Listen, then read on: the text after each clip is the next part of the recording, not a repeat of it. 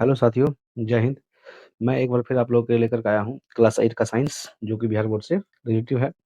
हम लोगों ने क्लास 8 के अंतर्गत पिछले वीडियो के माध्यम से 1, 2 और 3 जो चैप्टर था, उसका अध्ययन काफ़ी डिटेल्स के साथ किया है। आज हम लोग शुरू करने वाले हैं चैप्टर नंबर 4, जिसका शीर्षक होगा कपड़े तरह-तरह के, रेशे तरह-तरह के। तो सिंपल सी बात है, हम लोग आज जो है रेशे के बारे में पढ़ने वाले हैं।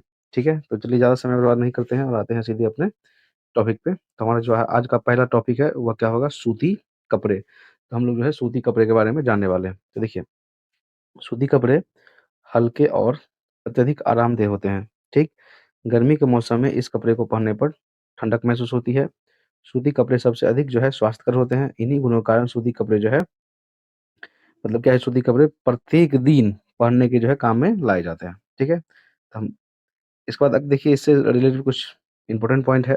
क्या सूती कपड़ों में धूल-कण आसानी से फैलते हैं तथा वे शीघ्रता से गंदे हो जाते हैं, ठीक है? तो पानी में डालने पर ये क्या होते हैं? सिकुड़ भी जाते हैं। तो ये इसकी जो है थोड़ा-सा नेगेटिविटी है। इसके बाद क्या है, देखिए, इस कपड़े में सिकन या सिलवट जल्दी ही पड़ जाती है, जिसके कारण बिना इस्त्री किए सूती कपड़ों को पहनना जो है अच्छा नहीं लगता है, ठीक? इसके बाद क्या है, देखिए, सूती कपड़ों को नमीयुक्त जगहों पर रखने से उसमें क्या होता है? फफूंद लग जाता है। तो सूती कपड़े को हम लोग जो है अगर नमीयुक्त जगह पर रखेंगे तो क्या होगा? उसमें फफूंद लग जाएगा, ठीक है? फिर क्या है, देखिए, बराबर धुलाई करने पर रंग हल्के एवं धूसर पड़ने लगते हैं। तो हम लोगों ने जो है सूती कपड़े के बारे में जाना, ठीक है? अभी हम लोग पढ़ेंगे लिनन कपड़ा के बारे में। देखिए, लिनन क्या होता है? तो कह रहा है सूती कपड़े के समान जो है लिनन कपड़ों में भी फफूंद आसानी से लग जाता है, परंतु सिकुड़ता नहीं है। ये सूती कपड़ा की तरह ही होता है, ठीक है? इसमें भी फफूंद लगता है, लेकिन यह क्या होता है? तो सिकुड़ता नहीं है, ठीक? अभी हम लोग जानेंगे रेशम कपड़ा के बारे में, ठीक है? देखिए, रेशम पहनने में आरामदेह होता है। जानतर रेशे से बने होने के कारण ताप का कुचालक है, जिससे शीत ऋतु के लिए क्या होता है? यह अनुकूल वस्त्र है, ठीक है? परंतु जो है, परंतु क्या कह रहा है यहाँ पर? अ, परंतु इसे गर्मी में ही प्रयोग में लाया जाता है। इसकी चिकनाहट और कोमलता से जो है शीतलता का आभास मिलता है, मतलब ठंडक महसूस होता है इस कपड़े से। नहीं, धोने पर ये क्या होते हैं? सिकुड़ते नहीं हैं और ना फैलते हैं। परंतु क्या होता है? इस्त्री के बिना इसे पहनना जो है अच्छा नहीं लगता, ठीक? इसके बाद क्या है, देखिए, रेशम कपड़ों में फफूंद नहीं लगती है, परंतु अधिक दिनों तक नमीयुक्त अंधेरे जगह पर रखने पर जो है इसमें भी क्या होता है? फफूंद लग सकता है, ठीक है? इसके बाद क्या है, देखिए, पसीने से रेशमी कपड़ों की चमक और रंग में क्या होती है? धूमिल हो जाती है। तो अभी हम लोगों ने वस्त्र के बारे में जाना। अभी हम लोग जानेंगे ऊनी कपड़े के बारे में। तो क्या करा है, ऊनी कपड़ों में सिलवट नहीं पड़ती है, ऊनी कपड़े सिकुड़ते हैं, इस पर फफूंद नहीं लगती है, परंतु अधिक समय तक नमीयुक्त जगह में रखने पर फफूंद जो है इसमें लग जाती है, ठीक है? फिर क्या है, देखिए, ऊन को धूप में रखने से उसका रंग क्या होता है? हल्का हो जाता है। इसके बाद हम लोग पढ़ेंगे पटसन के बारे में। देखिए, पटसन से बने कपड़े को हम जो है पहनने के काम में नहीं लाते हैं। पटसन से जो है बने बोरियों में अनाज रखा जाता है। इसे फर्श पर बिछाने के काम में लाते हैं, ठीक है? इसमें एक इम्पोर्टेंट पॉइंट क्या कह रहा है? कह रहा है अब पटसन के रेशे को भी परिष्कृत कर महीन धागा तैयार कर पहनने के लिए कपड़ा तैयार किया जा रहा है। तो अभी हम लोग जो है पटसन वस्त्र का भी उपयोग जो है पहनने के लिए करते हैं, ठीक है? उसके मोटे-मोटे धागों को क्या किया जाता है? महीन धागों में बदल दिया जाता है, उससे जो है पहनने के लिए वस्त्र का उपयोग होता है। अभी पढ़ेंगे हम लोग रेशे एवं कपड़े की कहानी, ठीक है? तो देखिए, क्या कह रहा है? ऐसा अनुमान है कि सन से प्राप्त रेशे ही सर्वप्रथम वस्त्र निर्माण हुआ था। मतलब जो सन से प्राप्त रेशा था, उसी से सर्वप्रथम जो है वस्त्र का निर्माण हुआ था, ठीक है?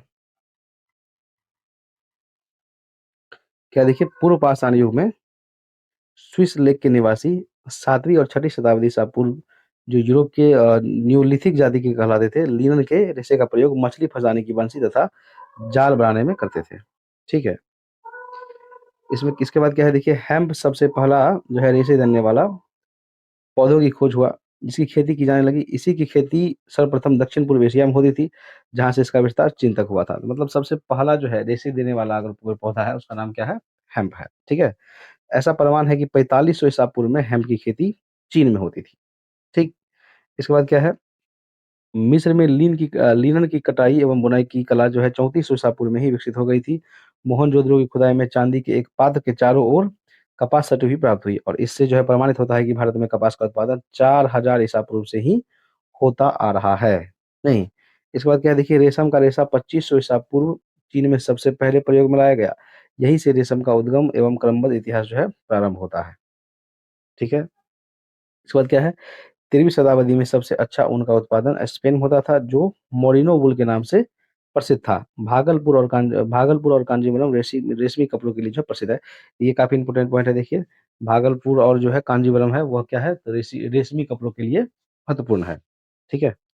अभी हम लोग जानेंगे नेक्स्ट पॉइंट के बारे में, जो है वस्त्र की बुनाई। देखिए, वस्त्र की बुनाई क्या होता है?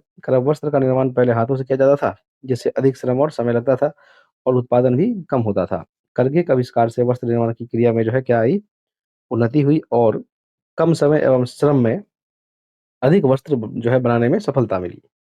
नहीं, अभी हम लोग जानेंगे मानव निर्मित रेशों के बारे में। तो क्या करा, देखिए, मानव निर्मित रेशे यानी सिंथेटिक फाइबर कृत्रिम रूप से बनाए जाते हैं। ये रेशे जीवाश्म ईंधन से मिलने वाले रसायनों से बनते हैं। ठीक है? इन रेशों को काटकर और बुनकर कई उपभोक्ता जो है और औद्योगिक उत्पाद तैयार किए जाते हैं। नहीं, या उत्पाद बनाए जाते हैं। इसमें शर्ट हो गया, स्कार्फ हो गया और होजरी जैसे उत्पाद जो है शामिल है। इसमें एक पॉइंट है, देखिए, क्या कर रहा है? कह रहा है जी, प्लास्टिक की तरह मानव निर्मित फाइबर पॉलीमर से बनते हैं, जिनका उपयोग प्लास्टिक बनाने के लिए भी किया जाता है। ठीक है? इसके बाद क्या है, नकली रेशम। तो सर्वप्रथम प्राकृतिक संसाधनों का उपयोग करते हुए कृत्रिम रूप से रेशे का निर्माण किया गया, जैसे रेयॉन, लकड़ी की लुगदी द्वारा कृत्रिम रेशा प्राप्त किया गया, जिसका गुण रेशम के समान होता है, इसलिए इसे कृत्रिम या फिर नकली रेशम भी कहते हैं। ठीक है? इसी की बात है तो आपका संश्लेषित रेशा। तो क्या है, देखिए, रासायनिक संश्लेषण प्रक्रिया के द्वारा रेशों का निर्माण होने लगा। इस प्रकार के रेशे को संश्लेषित रेशा कहते हैं। जैसे संश्लेषित रेशा में क्या आ जाएगा, जैसे नायलॉन हो गया, डेक्रोन हो गया, टेरिलीन हो गया, पॉलिएस्टर हो गया, टेरिकॉट हो गया इत्यादि। ये सब जो है क्या है, तो संश्लेषित रेशा है। ठीक है?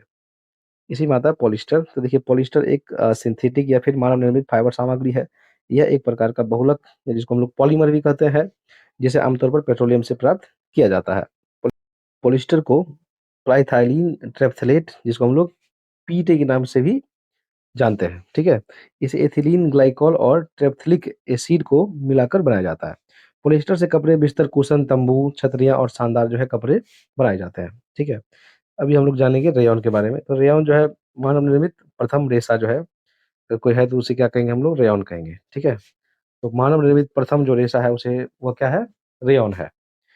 रेयॉन पुनर्जीवित सेलुलोज से बना एक अर्ध सिंथेटिक फाइबर है। इसे विस्कोस रेयॉन या आर्ट सिल्क भी कहा जाता है। ठीक है?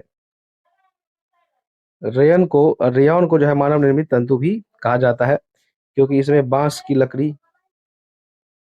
की लुगदी और कपास के सेलुलोज के साथ रासायनिक पदार्थों का इस्तेमाल किया जाता है। रेयॉन का रेशा भारी, कड़ा तथा कम लचकदार प्रतीत होगा, जबकि रेशम का धागा सरलता से टूट जाता है। तो रेयॉन और रेशम हम लोग पहचान कर सकते हैं। रेयॉन क्या होता है, कम लचकदार होता है, ठीक है? जबकि रेशम का धागा सरलता से टूट जाता है, लेकिन रेयॉन का जो रेशा होता है, कड़ा होता है, आसानी से नहीं टूटता है। ठीक है? इस धागे को जलाने पर आसानी से जल जाता है, उसमें रुई जैसी लपक उठती है तथा इसके उपरांत वह पिघलकर काले दाने के रूप में परिवर्तित हो जाता है। ठीक है?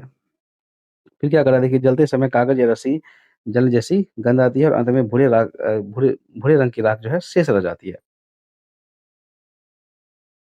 रेयॉन असली रेशम से कहीं उत्तम गुणों वाला एक एवं सस्ता होता है।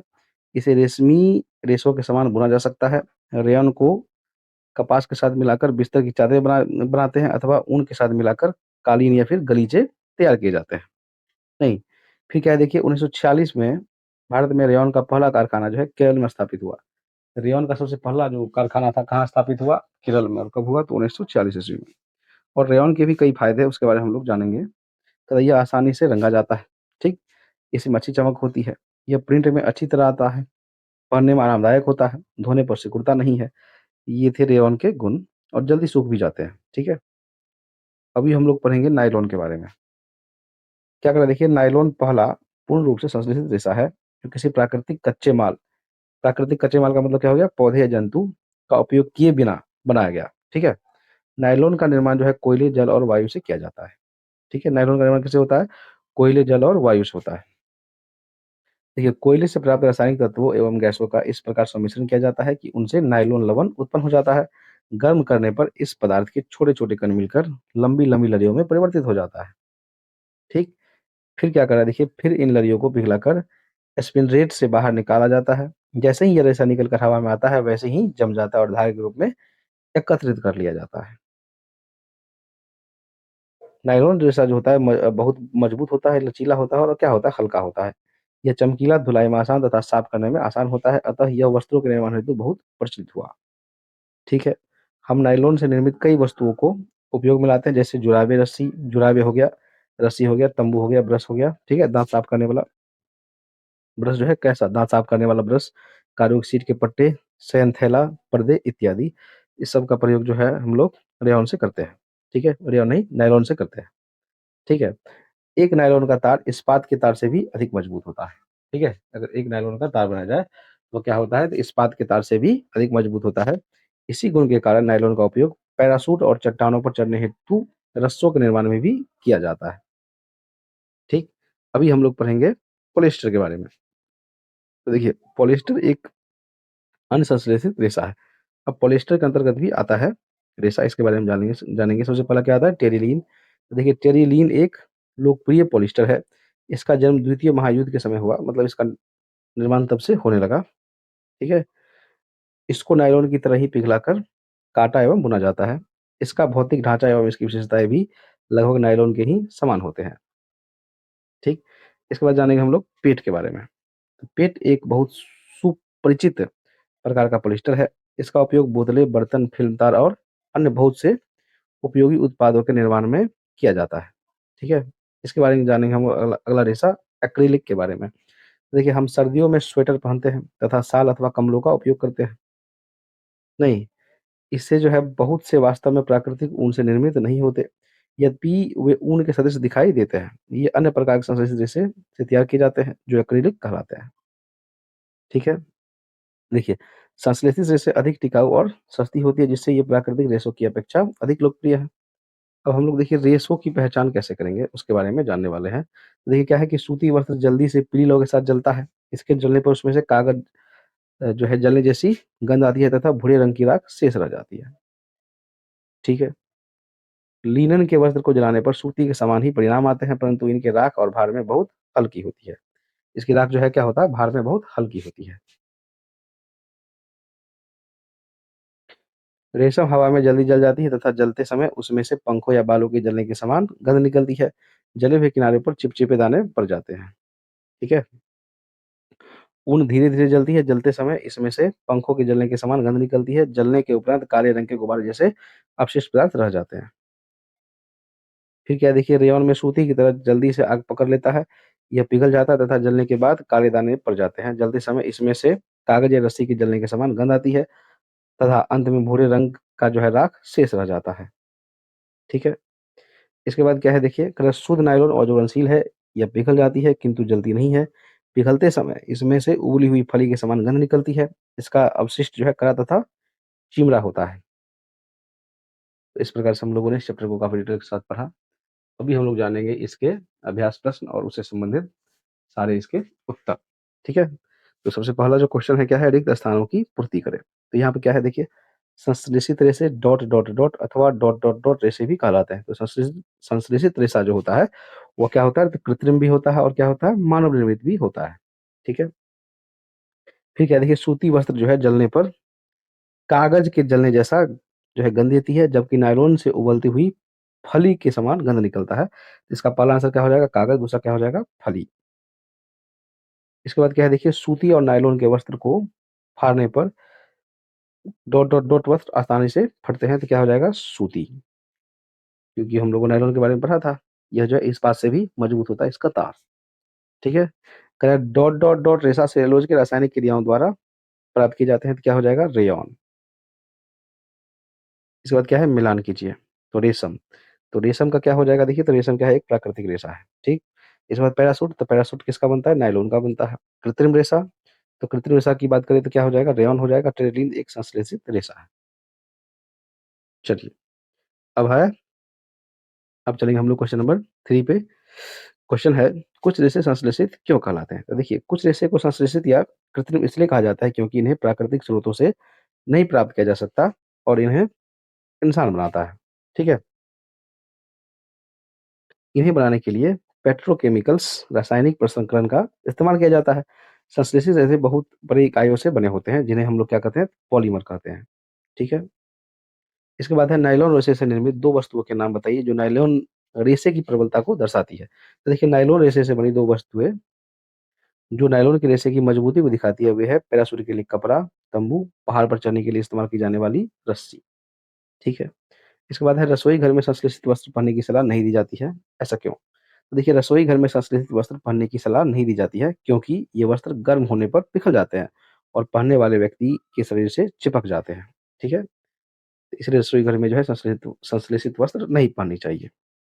इसके बाद है रेयॉन को नकली रेशम क्यों कहा जाता है? देखिए रेयॉन को नकली रेशम इसलिए कहा जाता है क्योंकि इसमें रेशम जैसी चमक होती है और यह रेशम की तरह महसूस होता है और दिखता भी है, ठीक है? इसके बाद क्या है देखिए रेयॉन जो है पौधों में मौजूद सेलुलोज के रासायनिक उपचार से तैयार किया जाता है।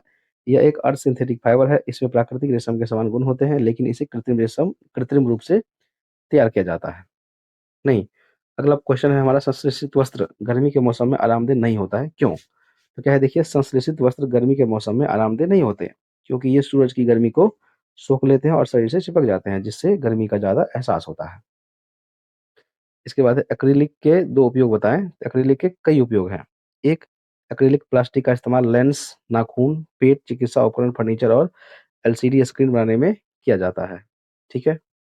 इसके बाद क्या है देखिए एक्रिलिक की अस्पष्टता के कारण इसका इस्तेमाल भंडारण टैंकों, प्रदर्शनियों और खिड़कियों के आसपास के बारों के लिए भी किया जाता है।